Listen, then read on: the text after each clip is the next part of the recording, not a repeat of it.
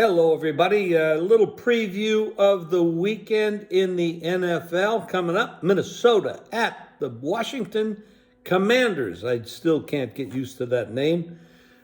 Minnesota 3-point favorite, 43.5.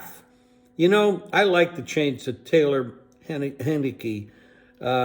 He comes a lot of passion. He plays hard. He never gives up. And I believe the players appreciate that. I have not been a fan of the starting quarterback Washington chose to spend a lot of money for. But I'm going to go with Heineke here. I think they have a good chance to keep this close. The Panthers blew a game last week. Cincinnati absolutely stunk up the joint against the Browns. It's hard to say what went on there, but I can't believe that the Panthers are that good. They were also trading away. They fired the coach. They're trading away players. Bengals should bounce back here in this game. However, is there some internal issue there? Not a big fan of their coach. I know they got to the Super Bowl. A little too much analyticals for me. Next game, Buffalo, 11.5 at the Jets. Total 46. You know, Zach Wilson has got a lot of talent. He just is a little bit careless with the ball. But if he can calm down that and make better decisions, they have a chance to do some damage. And Buffalo very well could look past this club.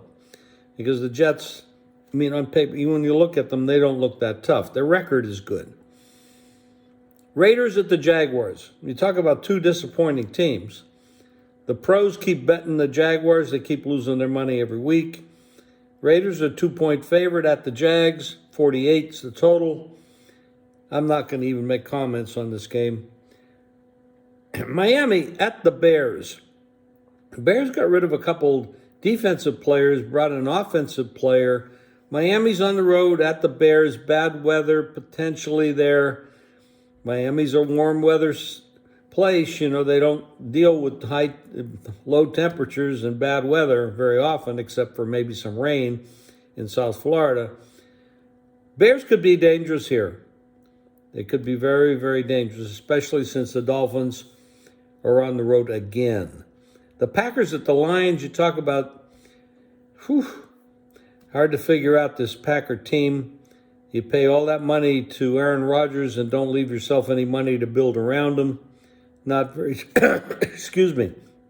not very smart. The Lions, of course, they can score points. Total in this game is 49.5. I don't know. The Packers haven't shown me the ability to score points, even with Aaron Rodgers at quarterback. So I'm staying away from that one as well. Seattle at the Cardinals. Cardinals are 249. They played a couple weeks ago. It wasn't that high scoring. Geno Smith. No one thought Geno Smith would be this good. He's been around 10 years. Never looked good. But now, a switch went off, and this guy is playing better than anybody expected. Leading the league in some departments. Arizona, they got Hopkins back. He's definitely a weapon. He's definitely a target. Murray, dangerous quarterback. Don't usually play well at home. Better on the road. I prefer the Seahawks here, but it's a skinny number. You're actually asking them to win the game. Very possible. Pete Carroll's doing a hell of a job with this team. Definitely improvement over Russell Wilson, who looks absolutely horrible in Denver. The Rams at the Buccaneers. Talk about two disappointing teams. This is a situation where the Rams paid the stars. They don't have much money to go around. They're lacking in wide receiver department. Cooper Kupp is the only weapon they have. Throw the ball to that's really dependable. Robinson, of course, has potential, but they need more than that. And the Buccaneers, who knows what's really bothering this team? Tampa. Brady is the divorce and all the other things, and he doesn't look healthy. I know he probably is, but he doesn't look it.